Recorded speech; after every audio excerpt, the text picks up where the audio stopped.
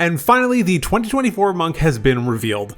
We had to wait all the way until the 6th Unearthed Arcana before we finally got to see the first revision of the monk, and it's very safe to say that the reaction was quite negative. It kind of felt like the class was mostly forgotten about, kind of like it was in 2014, and was only getting its first pass after most classes had already seen 2. Needless to say, this was not particularly confidence-inspiring for the future of the class. Well, most of that changed in UA 8 when the monk took a total 180, and so many people, including myself, became incredibly excited about what the new monk had to offer. I ran a one-shot earlier this year in January where Chris from Tree at Monk's Temple and Colby from D4 both ran monks to varying degrees, and it was incredibly clear how dramatically improved the class had become from 2014, which we were all thrilled to see. So now we have the final version of the 2024 monk, so let's get into it. I'll start off this video by saying that it is not sponsored by Wizards of the Coast, and I do not have an advanced copy of the Player's Handbook.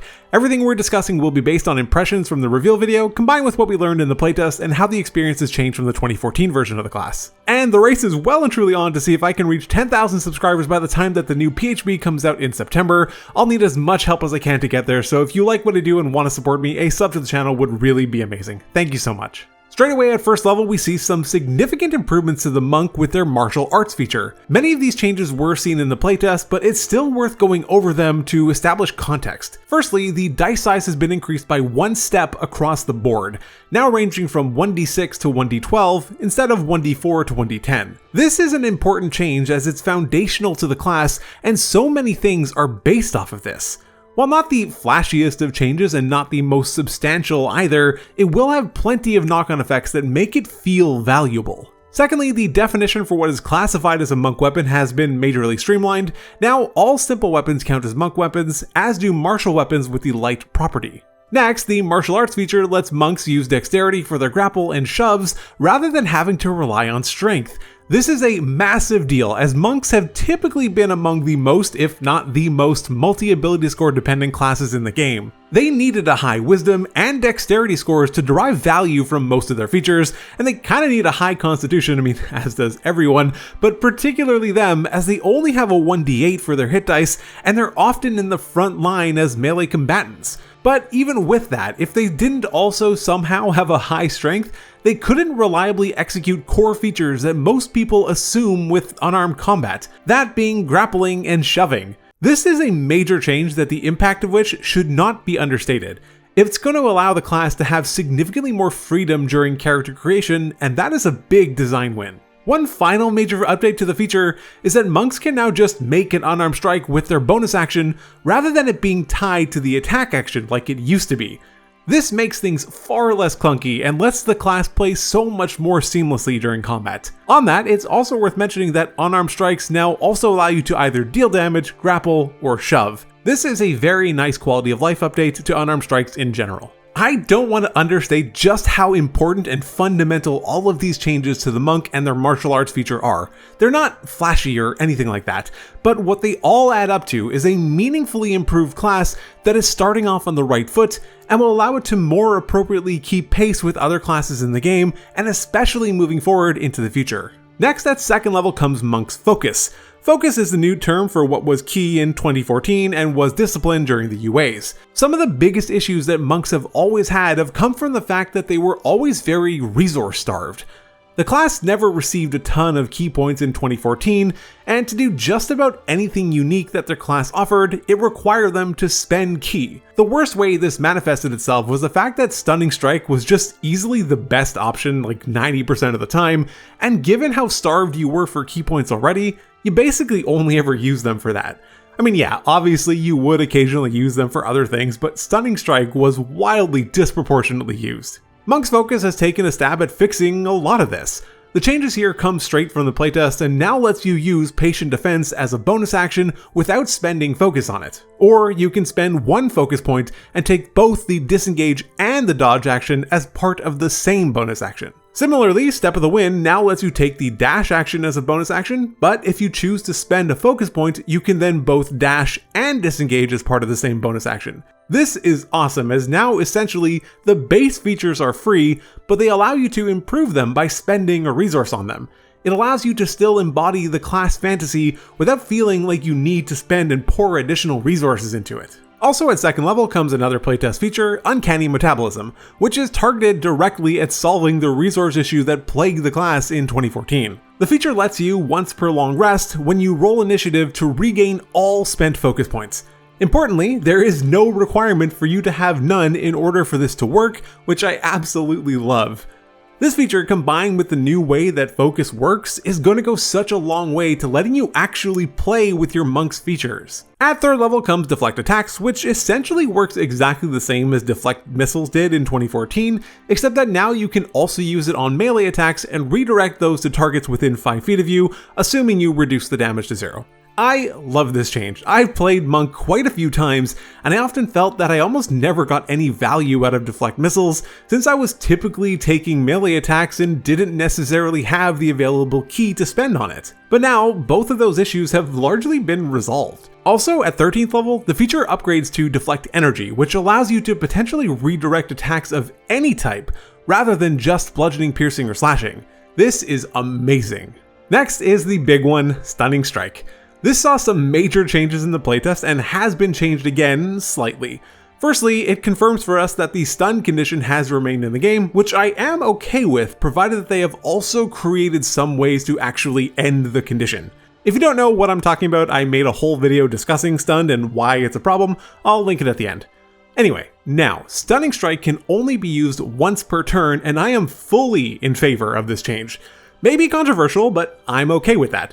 Before, it was so common to just see monks spamming Stunning Strike at every opportunity just to hopefully get it to land, and when it did, it almost always resulted in the combat being over. It kinda just takes the air out of the room, and not in a good way, at least not to me. The first few times it's cool and fun, but after that it's kinda just deflating. Now, it is possible for a chain stun to still occur, but it's harder given that you only get one attempt now per turn. Also, the stun now ends at the start of your next turn rather than the end, which means that you don't necessarily get to double dip on taking advantage of the stun. Another change that I am very much okay with, even if they are controversial. But that's not all. Now, even if the creature saves against Stunning Strike, they still have their movement speed halved, and the next attack against them is made at advantage.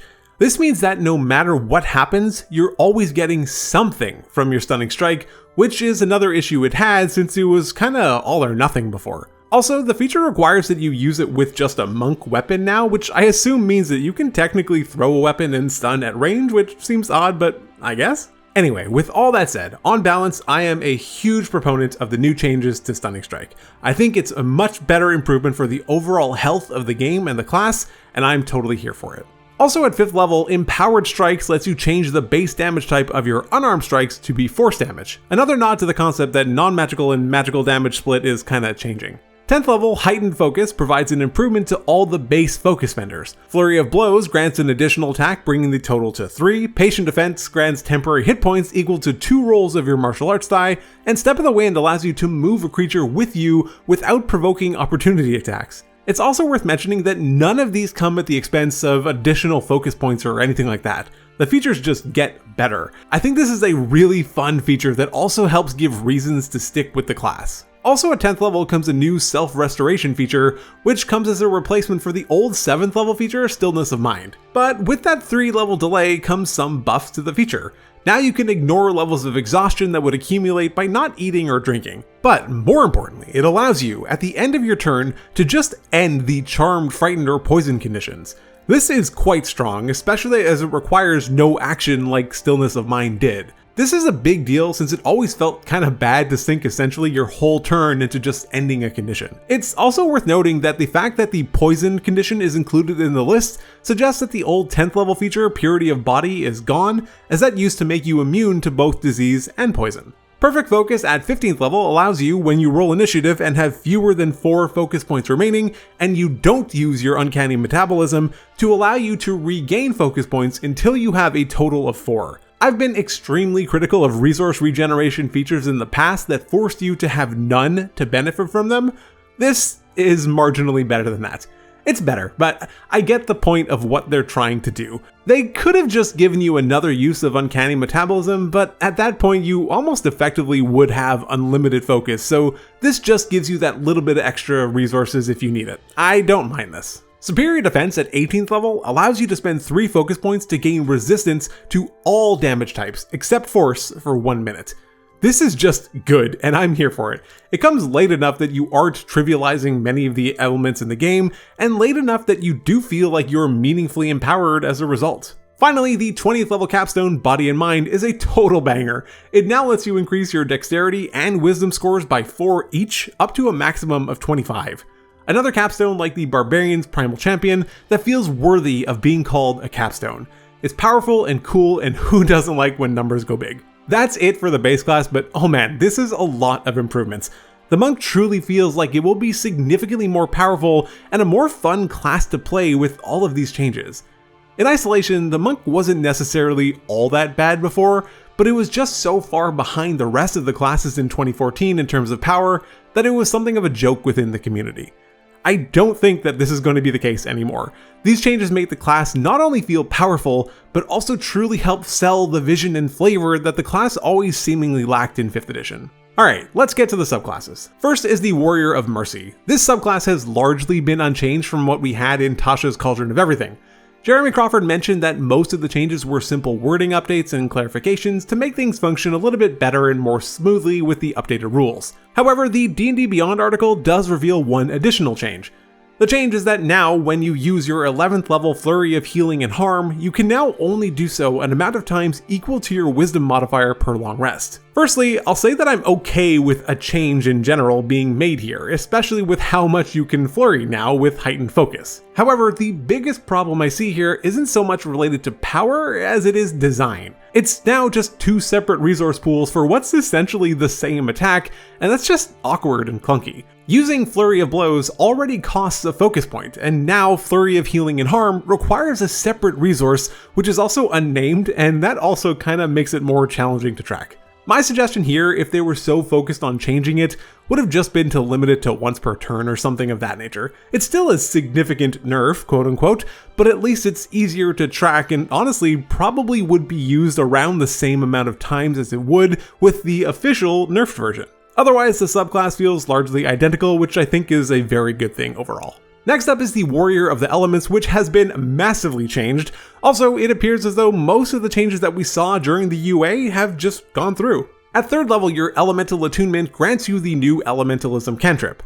However, it also lets you spend 1 focus point at the start of your turn, which then imbues you with elemental energy for 10 minutes or until you become incapacitated. While in this form, the reach of your unarmed strikes is extended by 10 feet, and additionally, whenever you make an unarmed strike, you can choose to make the strike deal acid, cold, fire, or lightning damage. And on a successful hit, you can opt to have a creature make a strength saving throw, failing which they're either moved toward you or away from you by up to 10 feet. This is such a huge improvement to just the start of the class. All of these effects are strong and absolutely worth the cost of a focus point, especially since you're not being locked into one particular damage type. At 6th level, Environmental Burst has also stuck around from UA 6. This feature lets you spend 2 focus points to select an area within 120 feet and cause an eruption of elemental damage in a 20-foot radius. You can also choose the damage type here to be either acid, cold, fire, or lightning. The damage that's dealt is equal to 3 times your martial arts die, which means that it does scale with your level, which is a nice touch. This feature, while not incredible, I do think fits the theme of the class incredibly well and provides a reasonably reliable ranged option that can be used when needed, but the damage output is fairly low. I suspect this will be used when range or damage resistance is of particular relevance. At 11th level comes Stride of the Elements, which now grants you a fly and a swim speed as long as you have activated your Elemental Attunement feature. This is a change from the playtest where it previously required you to have used your Step of the Wind. I prefer this version, and also I think it will be incredibly easy to maintain uptime on this feature. I know people have expressed concerns in the past about gaining fly speeds, but I mean, wizards could fly at 5th level, so this doesn't feel all that bad to me. Yes, the conditions are different, but also you're getting into late game territory here. Finally, the 17th level capstone, Elemental Epitome, allows you to select 1 elemental damage resistance at the start of every turn. You can select from either acid, cold, fire, or lightning. And when you use your Step of the Wind feature, your speed increases by 20 feet, and when you enter within 5 feet of another creature, they take damage equal to a roll of your martial arts die. This is a very cool and very fun feature. Next, onto the Warrior of Shadow. At 3rd level, the Shadow Arts feature has been significantly changed and significantly improved. While it gives you fewer spells to cast, it does reduce the cost of casting them. Now you can spend 1 focus point to cast Darkness, but importantly, you now have the ability to see in the darkness, which is a very rare commodity in this game. Additionally, at the start of your turn, you can move it up to 60 feet, which is massive. Not just the distance, but the fact that it's a simple start of your turn effect and doesn't require a bonus action or anything at all is so powerful and can lead to some very strong combos. Additionally, it also grants you dark vision, or if you already have it, it extends the range by 60 feet, and it also grants you the Minor Illusion cantrip. I can't help but feel like the additional versatility that the feature provides over the other few spells you got before, more often than not, are gonna win out. The 6th level Shadow Step feature has been carried through and essentially seems unchanged. However, now at 11th level there is a new feature, Improved Shadow Step. This now allows you, when you use your Shadow Step feature, to spend 1 focus point to remove the requirement of needing to start or end your Shadow Step while in dim light or darkness. Additionally, as part of the same bonus action, you can make an unarmed strike immediately after the teleportation. This is so cool and I love it. It feels like a worthwhile upgrade that you unlock as you become more powerful. Oftentimes, not being in dim light or darkness can be a huge limiting factor, but this essentially ends that. Finally, at 17th level, Cloak of Shadows has returned, though it used to be at 11th level. But at least now it's seen some big buffs. Now, as a bonus action while in dim light or darkness, you can spend 3 focus points to activate your Cloak of Shadows for 1 minute. When you do, you're invisible and you can move through creatures and objects as if they were difficult terrain, and you can use your Flurry of Blows without spending any focus points on it. So given enough rounds in your Cloak of Shadows, it essentially pays for itself, if you plan to use Flurry of Blows anyway. And the final subclass is the Warrior of the Hand. Not a ton of changes were made to the subclass, but there were some. Wholeness of Body at 6th level now lets you, as a bonus action instead of an action, regain an amount of hit points equal to a roll of your martial arts die plus your wisdom modifier. Though this will likely yield slightly fewer hit points than the previous version, which was 3 times your monk level, you can now use it a number of times equal to your wisdom modifier per long rest, rather than being once per long rest. I will take this version gladly. Next, at 11th level comes Fleet Step, a new feature which allows you, when you use your bonus action to do something other than Step of the Wind, to use Step of the Wind as part of the same bonus action. Now, there's been a slight change from the playtest in that you now have to use Step of the Wind after the bonus action that enabled it, rather than at any time. Finally, Quivering Palm has been slightly changed. It now costs 4 focus points to activate, but has had its damage changed to 10d12 force damage on a failed save, rather than potentially setting a creature to 0. In practice, this almost never worked anyway, since most creatures you were using it on either had a very high constitution save, legendary resistance, or both. However, now you can also activate the feature by taking the attack action and replacing one of your attacks with it, which is a lot more flexible than before. The creature also still takes half damage on a failed save. Overall, the changes to the monk truly add up to make the class feel massively improved. It no longer feels like the forgotten class that has just been neglected. It now has so much more power and flexibility afforded to it, and it just makes it a great choice in so many different scenarios. As someone who's played a lot of Monk in the past and has always loved the class despite its flaws, I am very excited to play one in 2024. Thank you so much for taking the time to watch this video. Subscribe to help me reach 10k by the time the new PHB comes out in September. Check out some of my other D&D videos, but otherwise, take care.